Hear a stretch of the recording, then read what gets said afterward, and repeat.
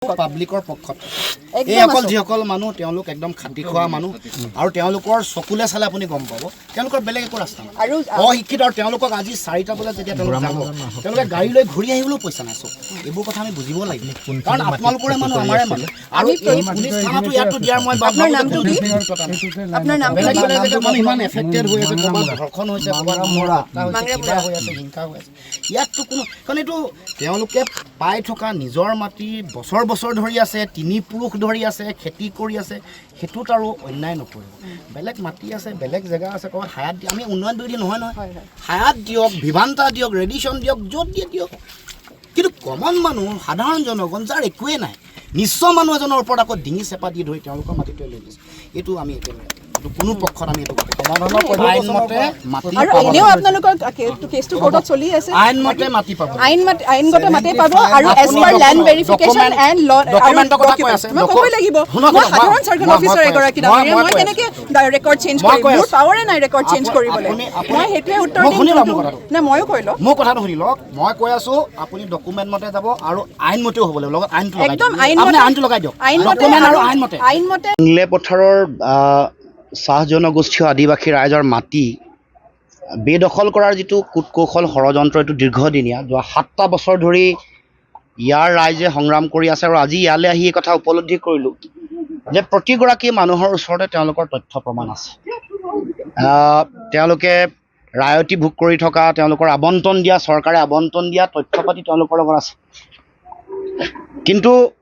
তেওঁলোকৰ চৰকাৰী পক্ষৰ ষড়যন্ত্ৰটো হ'ল যে দাগ নম্বৰ পটা নম্বৰ এই মাটিৰ লগত মিলা নাই ঠিক আছে নাই মিলা কিন্তু ভোগ দখলটো কৰি আছে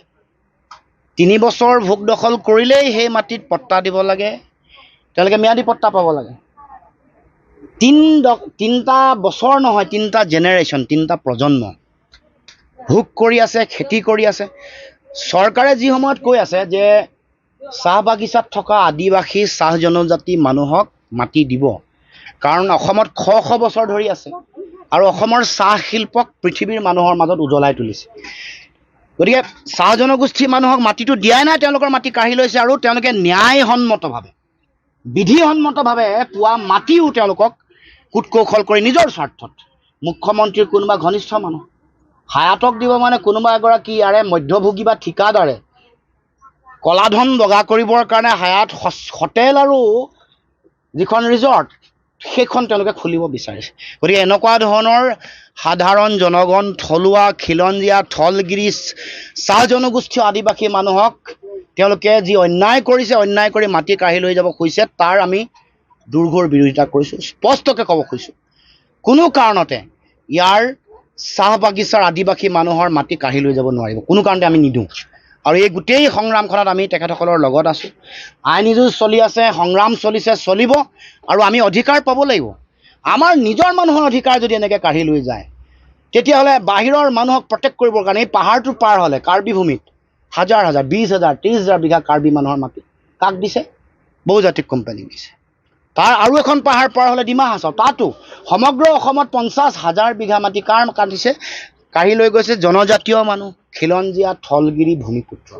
এইটো কোনো কাৰণতে গ্ৰহণীয় নহয় কোনো কাৰণতে গ্ৰহণ নকৰোঁ স্পষ্ট কথা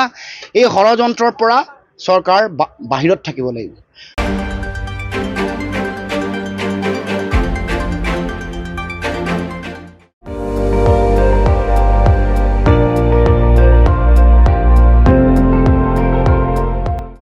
আপুনি চাই আছে ND24 সৰ্বশ্ৰেষ্ঠ নহয় সৰ্বোত্তমৰ দৌৰত